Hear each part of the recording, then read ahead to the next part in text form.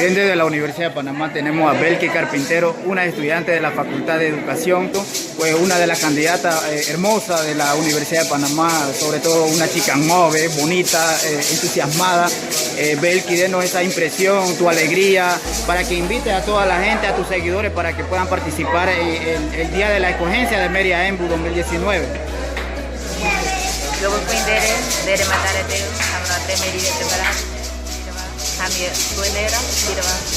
Hamie Korea de curso de lamento hano, y que mi obra por mi arenida, y era hano mento.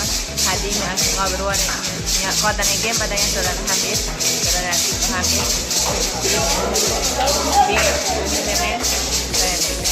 Y pobre, de watching over hadi de muy ni terati ni de tira no fue ya con hadi bien tiene andare ¿Qué proyecciones tú tienes en la vida si llegas a ser una de las candidatas de Meria Embu?